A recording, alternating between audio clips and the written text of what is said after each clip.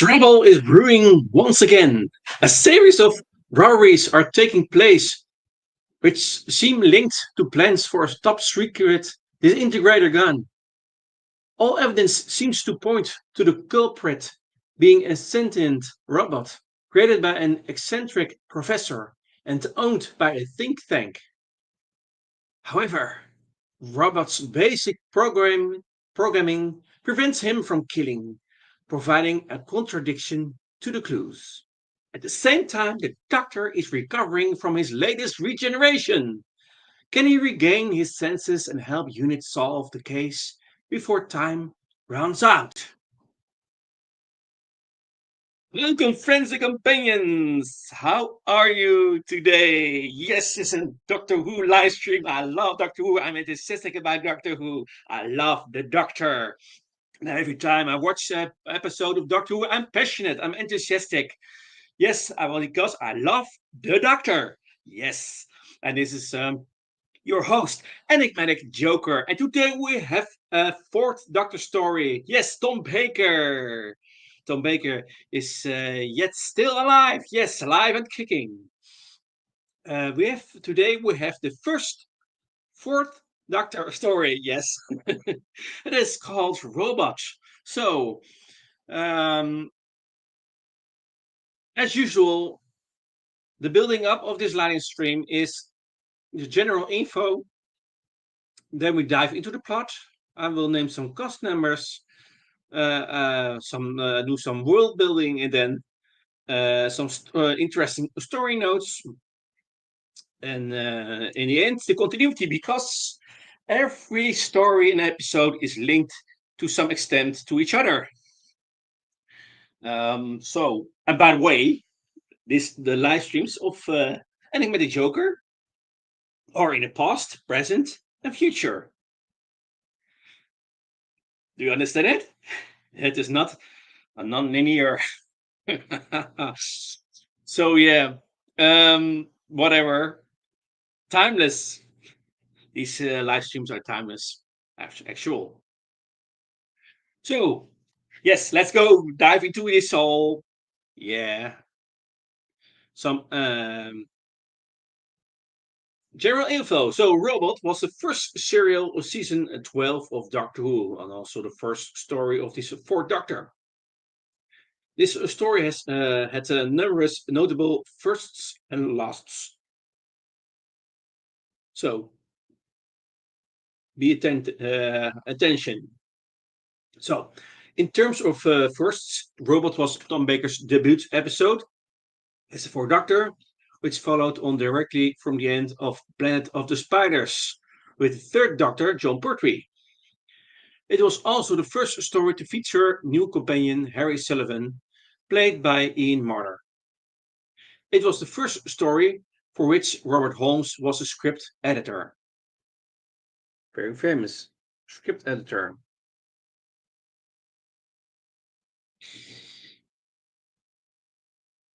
In terms of lots, this was the final story produced by Barry Letts. It was the last story in which Nicholas Courtney had a regular role as Brigadier Lethbridge Stewart, as the character did not appear again until Terror of the Zygons, the following season.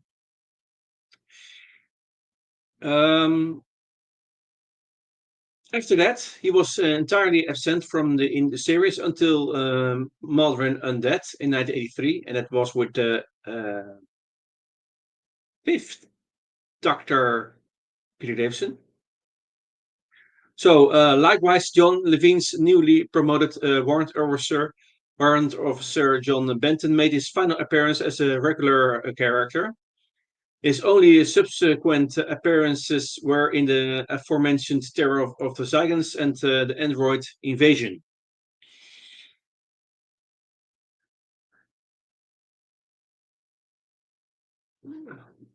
Outgoing script editor Terence Dix saw this as an opportunity to quickly secure a contract now that he had returned to the ranks of freelance writing.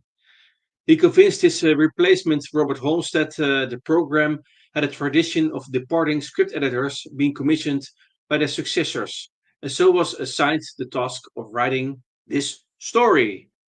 So, this is some general info and background story of how the technical things of this uh, story. So, we now dive immediately into the plots. So, spoiler alert if you haven't listened or watched this story, I recommend you to do that. Otherwise, yeah,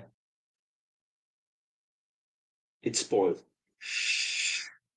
Um, so we dive into the plot. So this story consists of 4 episodes. We now dive into episode 1. So Sarah J. Smith and the Brigadier watch as the third Doctor's features fade into those of the fourth Doctor. The newly regenerated Doctor is delirious, waking to spout random lines from past adventures before again falling unconscious. The Brigadier summons the base medical officer, Lieutenant Harry Sullivan, to take the Doctor to sick bay and care for him.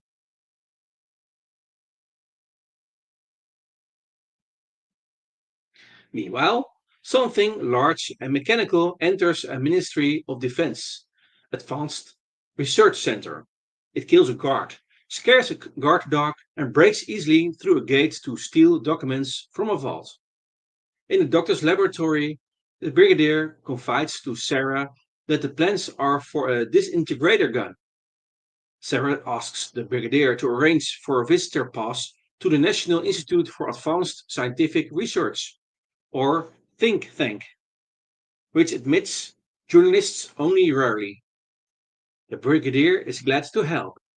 The two leave for his office just as the doctor, dressed in a nightshirt and the previous doctor's black velvet jacket, sneaks into the laboratory.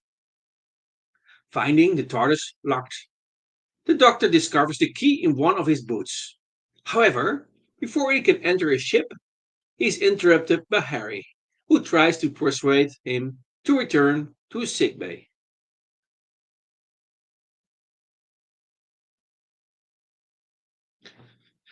When Sarah and the Brigadier return to the lab, they find Harry shut up in a locker and hear the whizzing sound of the TARDIS starting to take off.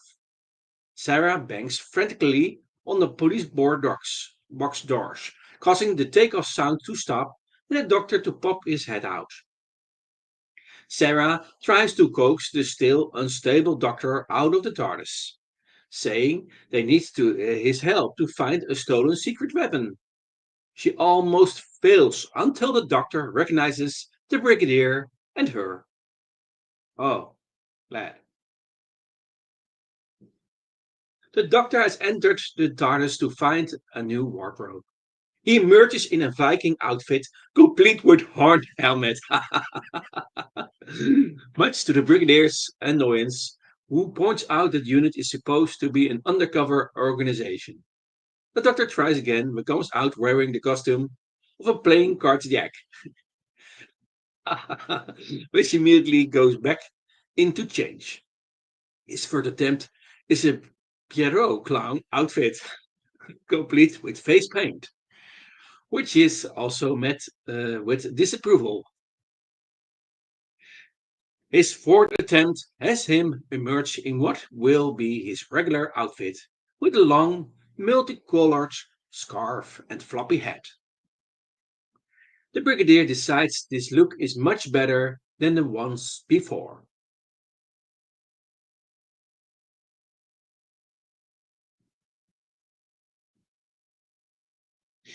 The mechanical creature breaks into another facility, this time stealing components from a vault.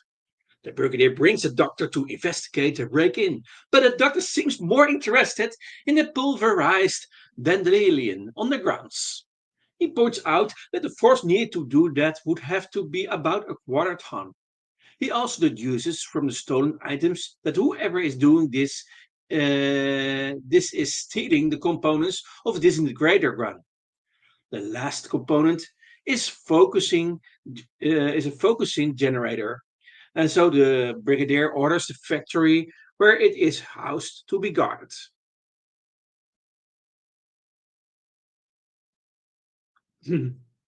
Sarah visits think tank. She is shown around the grounds by the director Hilda Winters and her assistant Arnold Jellicoe. Think Tank is a pure research facility. Once research reaches a certain stage, it is handed to another organization with more resources, like the government. The initial work on the disintegrator gun was done by Think Tank.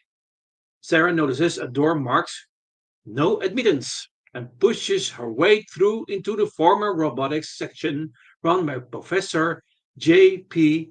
Cadwell. She remembers that Cadwell left Think Tank after he turned against conventional science. He now works on alternative energy facilities. Sarah nearly slips on a wet patch as she looks around. Jellicoe insists, however, that there is nothing in the section. Winters and he escorts Sarah out.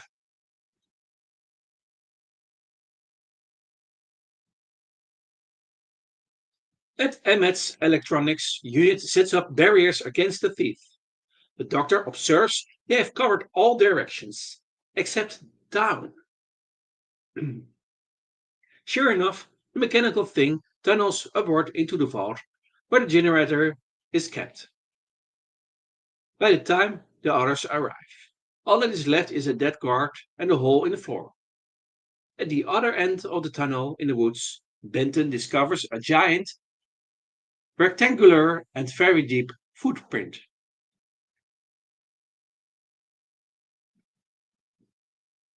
Sarah goes to see Getawell, who brusquely tells her that Think Tank cannot be carrying on his robotics research because no one else has the ability to do so. Still suspicious, she drives back to Think Tank and sneaks back into the robotics section, discovering the wet patch was actually oil. At that moment, a set of doors opens and a giant, gleaming robot lumbers menacingly towards her, demanding to know who she is and what she is doing here. End of part one.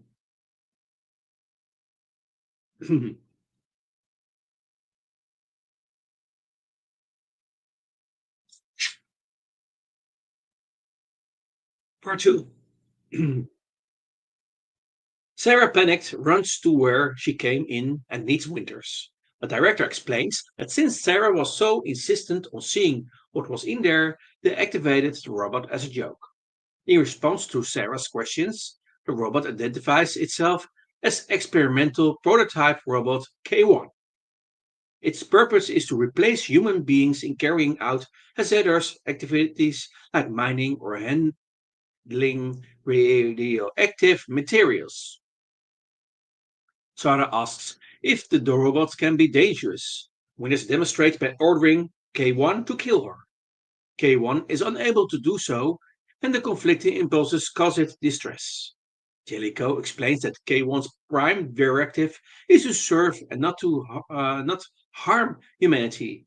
Sarah observes that that was a cruel demonstration and apologizes to K1 for its distress, despite Winters claiming that the robot has no feelings.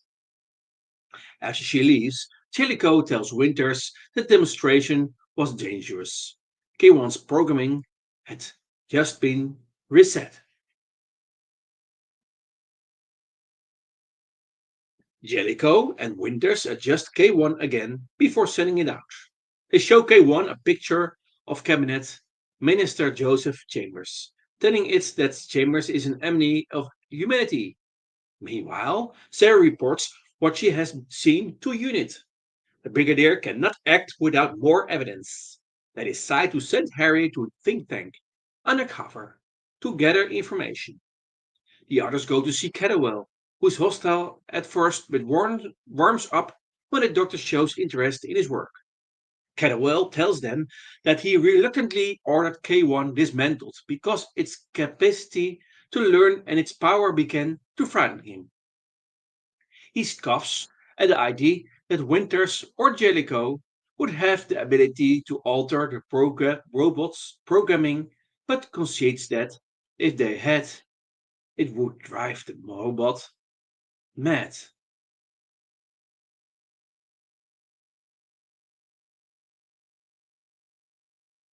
K1 enters Chambers' home, kills him, and disintegrates the door of his safe to steal a set of documents. At Unit, the Brigadier has discovered that many think tank scientists, including Winters and Jellicoe, belong to the Scientific Reform Society, a fringe group advocating a society ruled by a scientific elite. K1 arrives at Cadwell's lab in a confused state, knowing it has gone against its programming. It asks its creator for help. When the doctor and the brigadier go to think tank, Winters tells them K1 has been dismantled. But Winters is aware the doctor knows she is lying. Meanwhile, Harry arrives at think tank disguised as a medical inspector.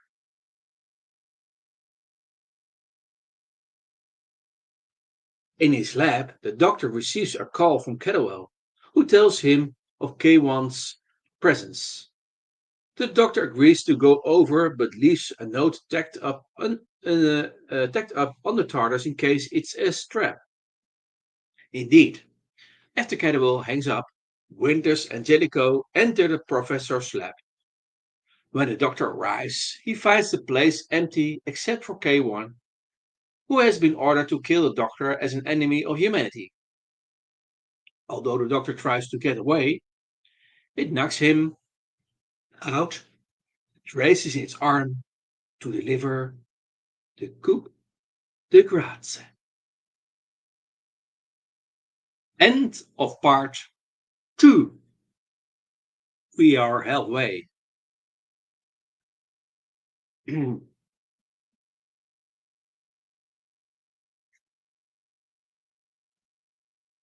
Part 3. Before K1 can land the killing blow, Sarah, having read the note, arrives. K1 recognizes her as the person who showed concern for its well-being.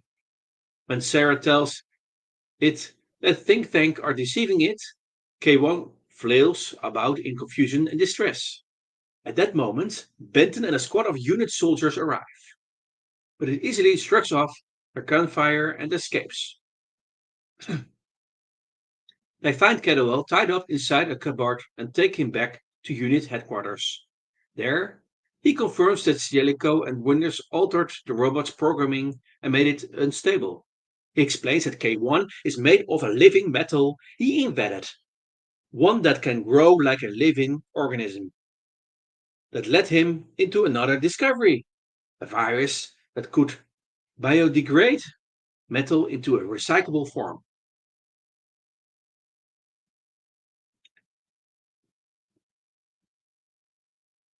When Sarah discovers that Cadwell is still a member of the Scientific Reform Society, she persuades him to attend that evening's meeting and let her in secretly. When Benton protests, she points out that neither of them are under unit's jurisdiction, and they leave. When the doctor wakes up, he has realized that Chambers must have had access to some kind of ultimate threat. Brigadier explains that some months before, to ensure peace, the government of Russia, China, and America decided to give the locations and launch codes of their nuclear weapons to a neutral country, Britain, for safekeeping, with the intention that Britain could publish these codes if war was imminent and allow things to cool down. Chambers was holding on to these destructor codes.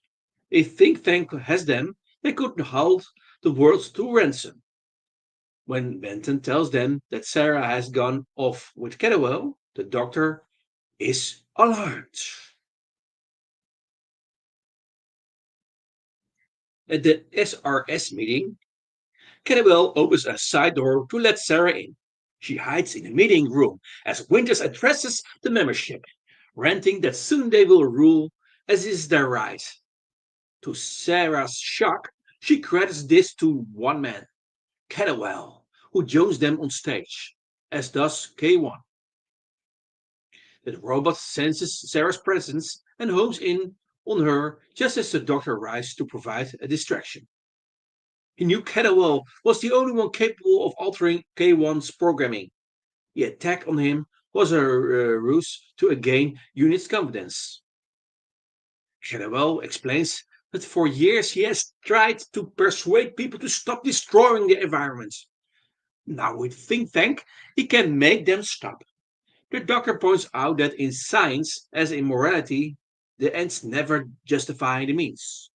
And Cadwell gets an inkling of Winter's ruthlessness, and when she orders the doctor and Sarah killed. Unit arrives at that moment, but using K1 as cover and Sarah as a hostage. Winters, Jellicoe, and Cadwell make their escape. Harry contacts the brigadier from Think Tank, reporting that the scientists are evacuating to a bunker, but is knocked unconscious by Jellicoe and Phillips and taken captive before he can relate anymore. New troops proceed to Think Tank's atomic shelter, but are held off by its automated defenses. Winter contacts the brigadier. They have already given the governments of the world their demands. Unless these are agreed to in full, in 30 minutes she will use the destructor codes. Benton and his men knock out the bunker's machine gun nests while the doctor uses his sonic screwdriver to detonate the mines surrounding the entrance. Winter sends K1 out, armed with a disintegrator gun, which it proceeds to use on a soldier. Then a unit tank. K1 warns the doctor and unit that if they do not go now, that it will destroy them all. End of part 3. The last part, part 4.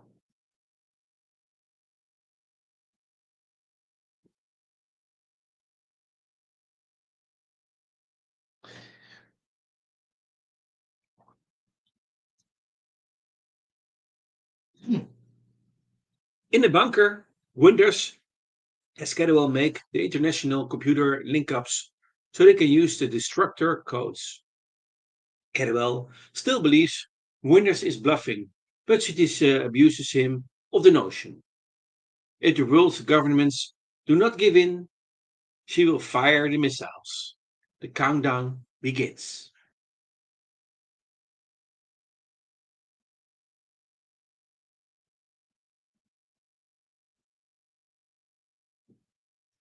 Cadwell has a change of heart and tries to stop the countdown, but Jericho pulls a gun on him. Harry and Sarah have escaped their bombs, and Harry knocks Jericho to the ground. Cadwell holds the countdown while the other two open the doors. As they exit the bunker, K1 swings the disintegrator gun on them. Sarah tries to convince K1 that Think Tank are evil. K1 struggles with the dilemma and fires the gun, disintegrating Cadwell. With a wail, the robot cries out that it has killed its creator and collapses. With K1 apparently disabled, the doctor and the unit troops make their way into the bunker.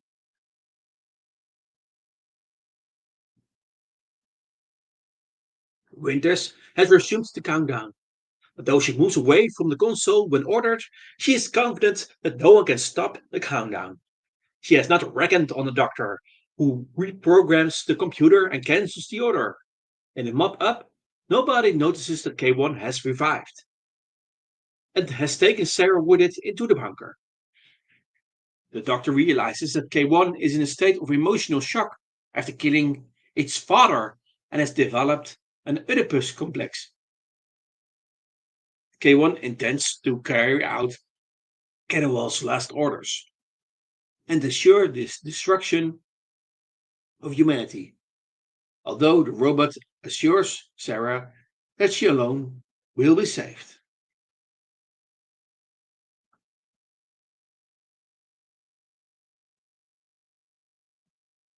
Benton tells the doctor of Cadwell's description of the doctor's robot's living metal, an accompanying virus he developed. The doctor is delighted and tells the brigadier to find the robot while Harry and he go to Cadwell's lab to cook up a batch of the virus. KA1 locks the bunker and restarts the countdown. This time, The world government's fail-safe procedures are activated in time. The missiles remain unfired. As K1 exits the bunker, the Brigadier fires at it with a disintegrator gun. Instead of being destroyed, the robot grows to gigantic size. It picks up Sarah like a doll and heads towards the nearby village. It places her on a rooftop as a pitched battle takes place between K1 and unit troops, but the Doctor races back with the virus. Driving by K1's feet in his roadster, Bessie, the Doctor throws the batch of virus at it. The virus instantly spreads over the robot, throwing its growth into reverse. It shrinks to doll size and then dissolves completely. Back at the doctor's laboratory, Sarah is saddened by K1's demise. She realizes the doctor had to do what he did. It had seemed, it had seemed so human. The doctor observes it was capable of a great good as well as a great evil. So one could say that it was human. He suggests a trip in the TARDIS to cheer Sarah up. She agrees, but wonders why the doctor wants to do so right now. He has been invited to dinner at Buckingham Palace. Unlike his predecessor, the doctor finds much of his work at UNIT to be boring. He simply doesn't wish to do so much work. Harry enters, asking where they are going. When the doctor tells him, Harry considers the idea that the police box can go anywhere in time and space absurd. The doctor invites Harry to step inside the TARDIS too, just to prove it is no illusion. Harry does so, and is heard by the doctor and Sarah to exclaim in surprise. They follow him in, grinning. The TARDIS dematerializes just as the Brigadier enters the lab. Seeing the empty corner where the TARDIS was, the Brigadier muses to himself that he will have to tell Buckingham Palace that the doctor will be a little late for dinner. And that, my friends and companions, is the end of the plot of this story. I will name some cast members. Doctor Who is played by Tom Baker. Sarah Jane Smith is played by Elizabeth Sladen. Harry Sullivan is played by Ian Marder. Brigadier Ledber Stewart is played by Nicholas Courtney. And Benton is played by John Levine. Miss Winters is played by Patricia Maynard. Robert is played by Michael Kilgariff. Professor Kedwell is played by Edward Burnham. Jellicoe is played by Alec Lindstedt. And Short is played by Timothy Craven. And then, of course, uncredited cast is third Doctor Who, John Pertwee, who regenerates into the fourth Doctor, Tom Baker.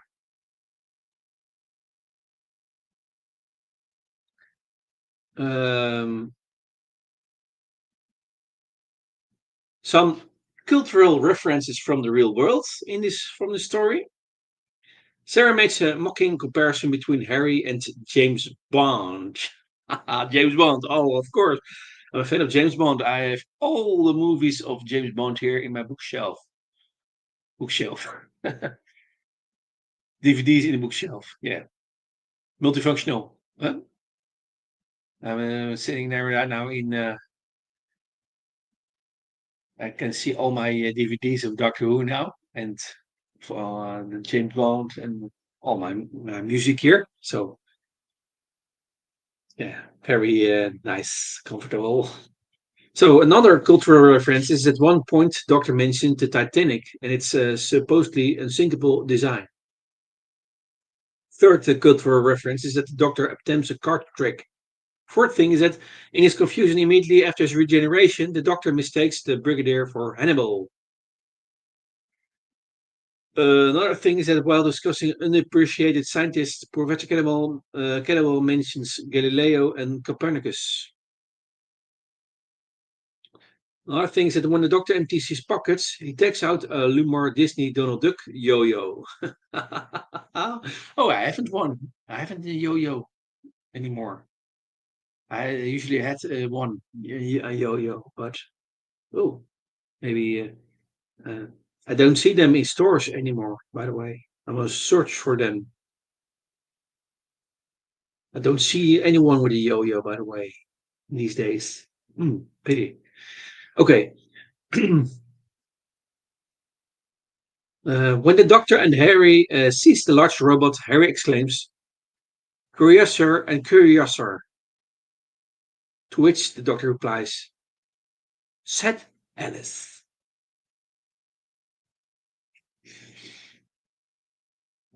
Okay, about the Doctor, we see that the Doctor has recently regenerated from his third incarnation, John Pertwee. And the second thing about the Doctor is that the documents from the Doctor's pocket include freedom to the city of Scarrow, pilot's license for the Mars Venus rocket run, galactic passport, and a card as an honorary member of the Alpha Centauran Table Tennis Club. Haha, yes, these documents are very important. Um,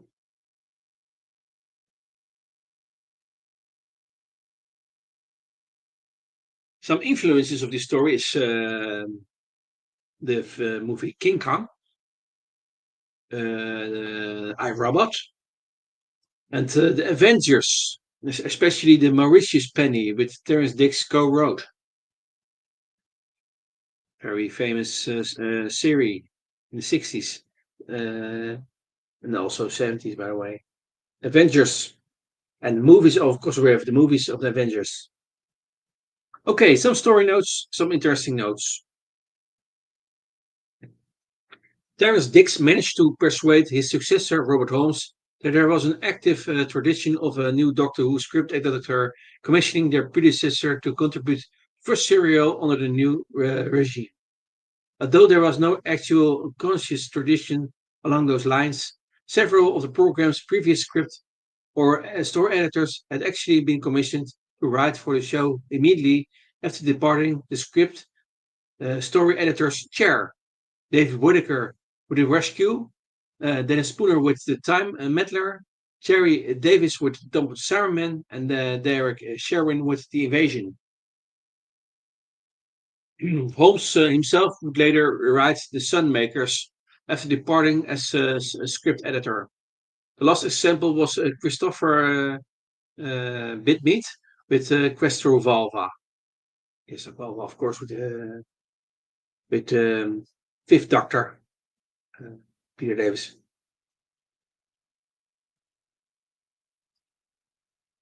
Next note, interesting note, is that this story had the working title The Giant Robot. And the existing camera script for part one also lists robot as a working title. Um, Another thing is that it is less time that the doctor. This is less time that the third Doctor's lab is seen. After this, not anymore. Another thing is that this is less story to feature Bessie until the Five Doctors. It is also the last occasion that the current Doctor drives her until battlefield with the Seventh Doctor, Sylvester McCoy. Oh, Bessie.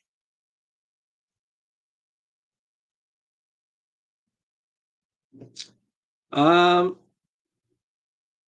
Another interesting thing is that this was the first Doctor Who serial to have location as well as a studio material shot on videotape, as opposed to the more usual BBC television drama practice of the time of shooting studio interiors on videotape and locating exteriors on film in the 70s, mid 70s. So this was due to the large number of video effects involving the eponymous robot required in exterior scenes, which were easier and more convincing to marry to videotape than to film.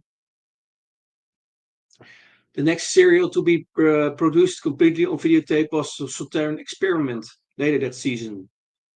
beginning with the trial of a Time Lord in 1986. That was with the sixth Doctor Colin Baker. Videotaping exteriors became a standard practice for the remainder of the 1963-89 series run, the classic series run. So the revived 2005 till now series, by comparison, is largely shot on digital using Arri Alexa camera, Arri Alexa XT camera, a Sony Betacam camera, a Sony Saint Alta f35 camera, Sony HDW f9100 camera, and the editing was done on the Apple Final Cut Pro 7. And much more techniques now. Too much to mention.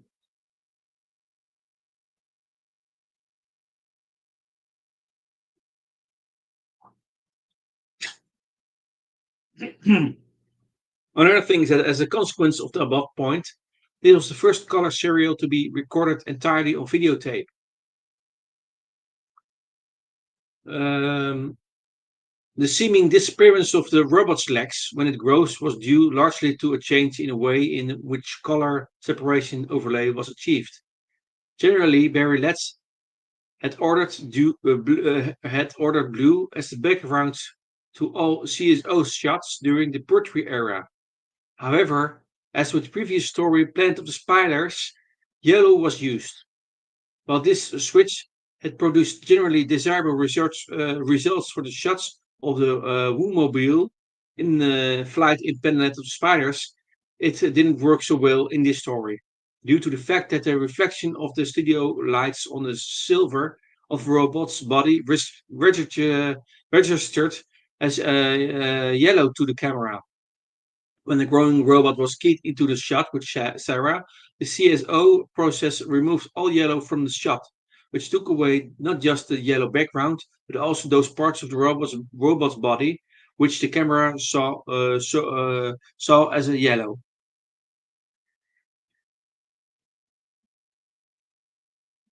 Another thing, interesting thing in his story,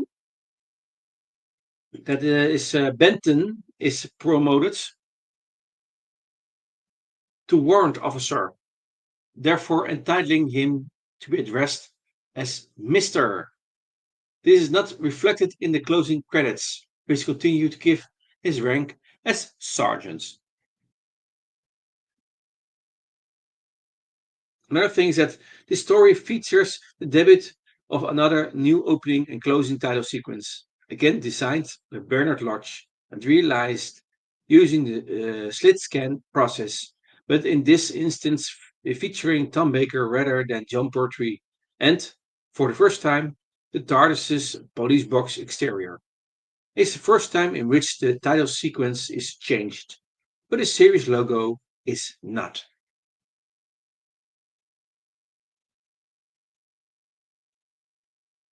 Another thing is that the Radio Times program listing for part 1 was accompanied by black and white head and shoulders publicity stills on third and fourth Doctors, which depicted a four-stage regeneration sequence via trick photography, with the accompanying caption, "Who's Woo? Time Lords never die." They just sort of transmute and become. Tom Baker takes over as Doctor Who this evening in Robot 5.35, original published text.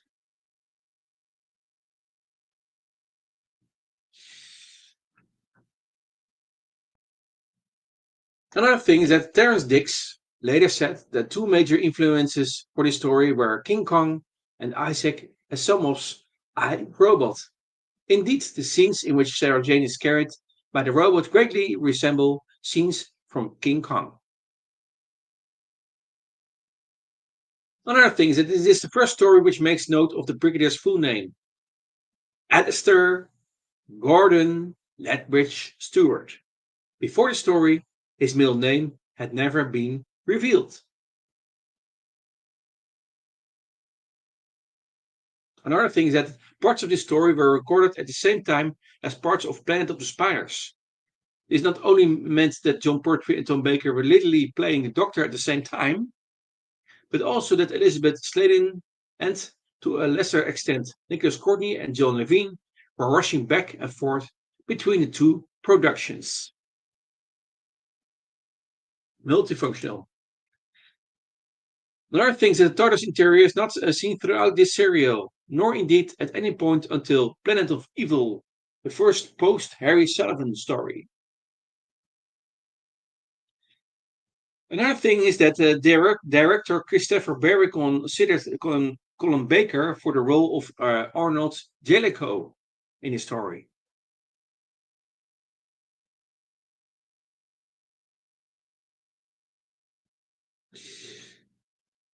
The next thing is that Terrence Dick's novelization Doctor Who and the Face of Evil suggests that the Doctor's first unrecorded visit to the planet of the Seventh Team took place early during this story.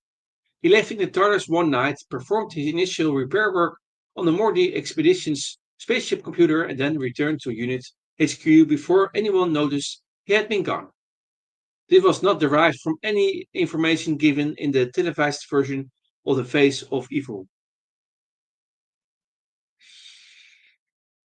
The Face of Evil was, of course, with New Companion.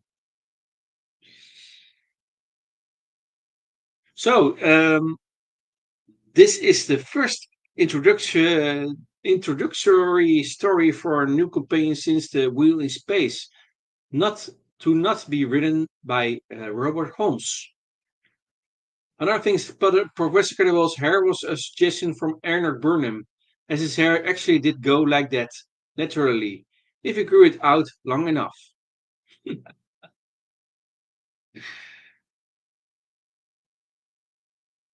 The King of Hearts outfit that the Doctor wears originates from a 1972 musical version of Alice's Adventures in Wonderland, although he's wearing it with the hat worn by the Knave of Hearts, presumably because of his unusually large head size. Another thing is that Terence Dix drew on the Adventures episode The Mauritius Penny, which he co-wrote with Malcolm Hulke, most notably for the scenes in which Sarah Jane infiltrates the meeting of the Scientific Reform Society. Next interesting note is that Tom Baker thought it would be a great idea for the robot to sing There's an Old Mill by the Breeze, as Michael Kilgariff had a lot of knowledge of music hall songs. He decided against suggesting this to Barry Letts. Another thing is that Terence Dix later admitted that he had no idea that the Fourth Doctor would be like at this stage, so he largely based him on Tom Baker himself. Next thing is that Eagle Monster Collections released a special issue magazine that includes a hand-painted figurine of Robot K1 on 2nd of September 2014. It was presented as the fourth special in the Doctor Who figurine collection. Another thing is that Doctor Who Battles in Time released a rare card number 787 of Robot K1 in the Ultimate Monsters, which was part of the other card category collections of Exterminator, Annihilator, Invader, and Devastator. Another thing is that Christopher Barry defended the famous model tank shot by saying that Barry Letts and designer George Galasio didn't take him seriously when he said a model tank wouldn't do. About Nicholas Courtney regretted the length of his hair in the story and had his hair cut before his next appearance in Terror of the Zygons. Yes, it's very important that your hair is looking good. So, and last story note is that this is the earliest story where the actor playing the Doctor is still alive as of 2025. Tom Baker has held this distinction since 1996.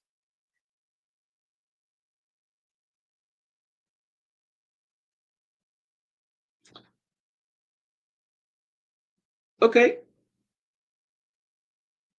let's do some continuity because I said earlier, Stories and episodes are to some extent related to each other, linked to each other, influencing each other. And there's some things like continuity, and there are some things. It's for interpretation, by the way. So the first one is the fourth Doctor offers Jedi babies, as he would frequently do later in this incarnation. See, for example, in the TV story The Ark in Space at all. And as the second Doctor had done at least twice previously. In TV story, the Dominators and the three Doctors. A multi-doctor story, the three Doctors. With William Hartnell, of course, and Patrick Jarden and John Pertwee. So, the Doctor states he hates goodbyes. There's a link to the TV story, the name of the Doctor, and that is with the 11th Doctor, Matt Smith.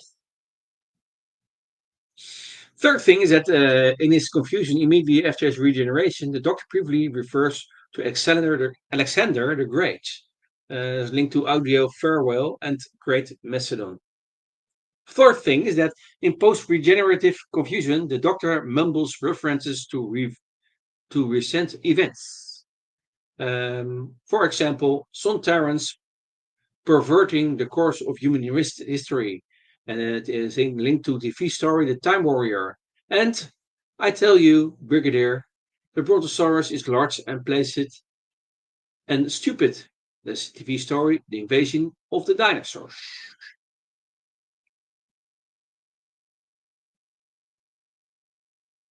A fifth thing is that the Doctor again uses his sonic screwdriver to detonate a minefield.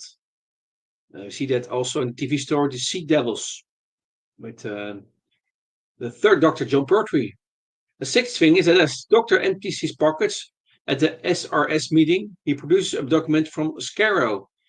That's a reference to a TV story, The Daleks, with the first Doctor, William Hartnell.